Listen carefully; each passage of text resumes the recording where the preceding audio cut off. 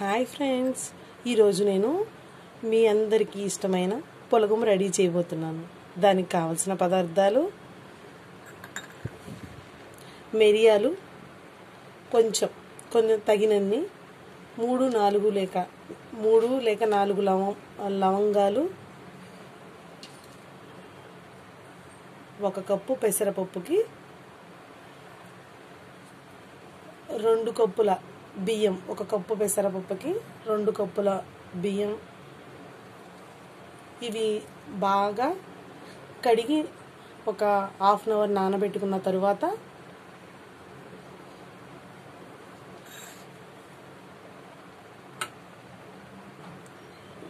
కొంచెం ఆనియన్స్, కరివేపాకు, 1 రొబ్బ పుదీనా.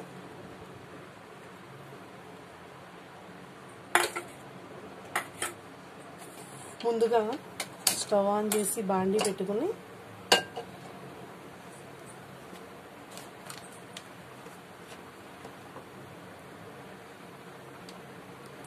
ఆయిల్ వేసుకోండి. కొంచెం ఆయిల్,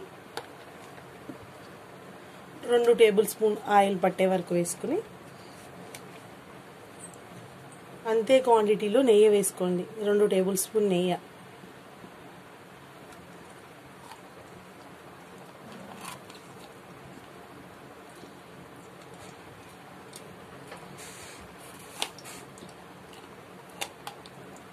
రెండు టేబుల్ స్పూన్ నెయ్యి వేసి అది బాగా కాగిన తర్వాత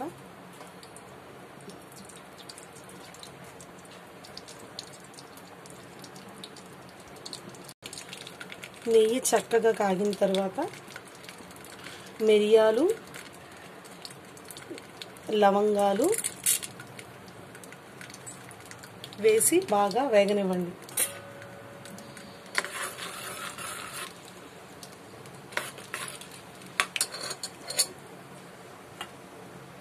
దానిలో కొంచెం ఒక ఆనియన్, చిన్న ఆనియన్ కట్ చేసి దానిలో వేయండి.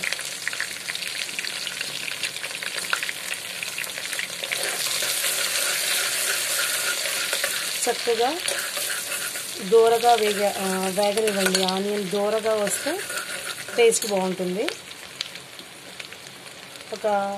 ఒక రబ్బ కరివేపాకు, అలాగే పుదీనా, 1 రబ్బ పుదీనా వేసి వేగనివ్వండి. మీకు ఇష్టమైతే పచ్చిమిర్చి వేసుకోండి. నేను పిల్లల కోసం చేస్తున్నాను కాబట్టి పచ్చిమిర్చి వేయటం లేదు. పచ్చిమిర్చి వేసుకోండి కావాలి అంటే.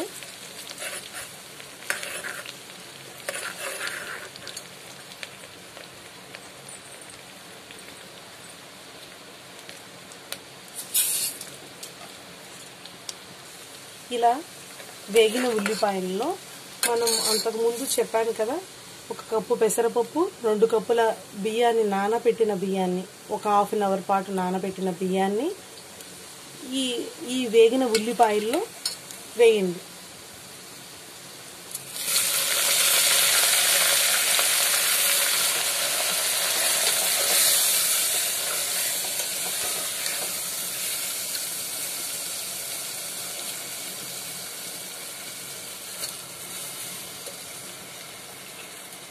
ఈ వేగిన ఉల్లిపాయలలో వేసి లో ఫ్లేమ్లో పట్టుకుని చక్కగా వేగనివ్వండి. బియ్యం మరియు పెసరపప్పు వేగిన తరువాత మనం 1 కప్పు, ఈ కప్పుతో తీసుకున్న పెసరపప్పుకి 2 కప్పుల బియ్యం వేసాం కదా, దీంతో 5 కప్పుల వాటర్ పోయండి. బాగా వేగిన తరువాత 5 కప్పుల వాటర్ పోయండి.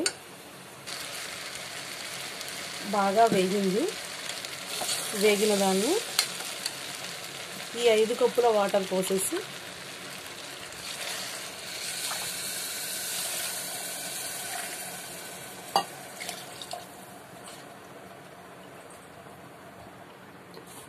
వాటర్ పోసిన తర్వాత ఒక చిటికెడు పసుపు ఈ వాటర్లో వేయండి. చిటికెడు చాలు.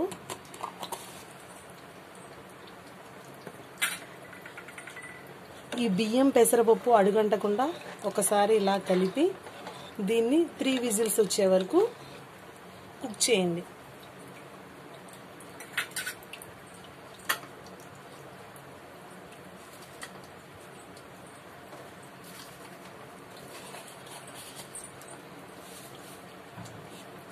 దీనిలో 1 టేబుల్ స్పూన్ ఉప్పు వేయండి.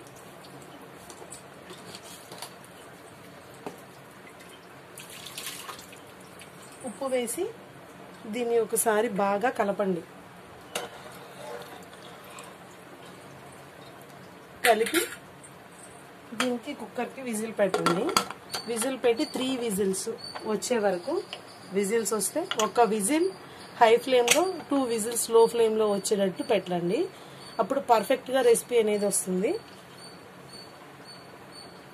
పెట్టండి. దీనికి కాంబినేషన్గా మనం పల్లీల చట్నీ చేసుకున్నా బాగుంటుంది, లేకపోతే గోంగూర చట్నీ, పచ్చిమిర్చితో గోంగూర చట్నీ కూడా బాగుంటుంది.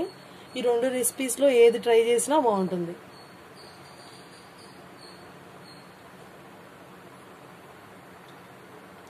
విజిల్స్ వచ్చే వరకు వెయిట్ చేద్దాం.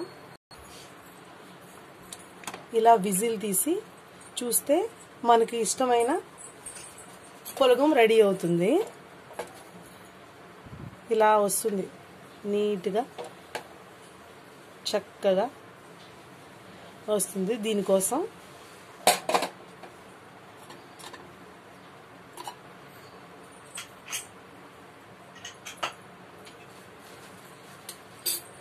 స్టవ్ ఆన్ చేసి దీనికోసం పోపు పెడదాం. ఇప్పుడు ఇది పులగం ఎంత నెయ్యి వేస్తే అంత టేస్ట్గా ఉంటుంది. దానికోసం 1 టేబుల్ స్పూన్ నెయ్యి వేసి బాగా హీట్ అయిన తర్వాత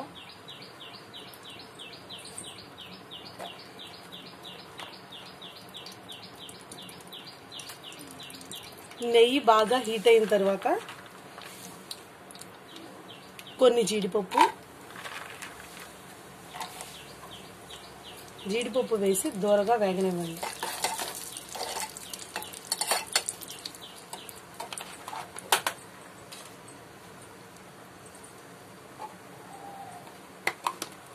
ఆ జీడిపప్పు వేగుతుండగా పులగానికి స్పెషల్ ఏంటంటే మిరియాల పొడితోనే పులగం బాగుంటుంది. ఈ మిరియాల పొడి అనేది 2 చిటికెడు మిరియాల పొడి ఈ కాజులో, జీడిపప్పులో ఇలా వేయించుకుని గోల్డెన్ కలర్ వచ్చే వరకు వేగనివ్వండి. వేగనిచ్చిన తర్వాత స్టవ్ అనేది ఆఫ్ చేయండి.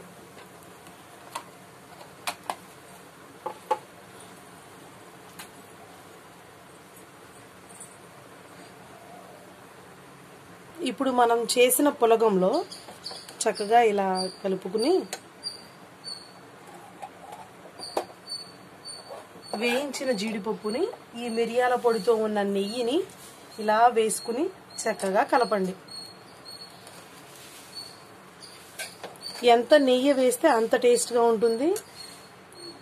దీనికల్లా నెయ్యి పులగం అంటే నెయ్యి ములిగేటట్లు ఉండాలి అంట.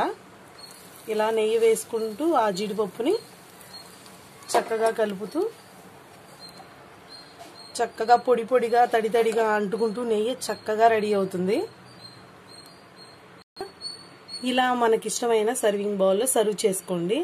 దీనికి గోంగూర పచ్చడి, వేరుశనగ పచ్చడి లాగానే మా ఇంట్లో ఇప్పుడు చింతపండు పచ్చడి ఉంది. చింతపండు పచ్చడి కూడా దీనిలో కాంబినేషన్ బాగుంటుంది. దాంతోపాటు పెరుగు, ఉప్పు కలిపిన కాంబినేషన్ కూడా బాగుంటుంది. అంటే ఆనియన్స్ కూడా వేసుకోవచ్చు, అది ఎడిషనల్. ఇలా సర్వ్ చేసుకుంటే ఆంధ్ర స్పెషల్ పులగం రెడీ అవుతుంది. రెడీ అయింది. Please subscribe, share and like. Thank you.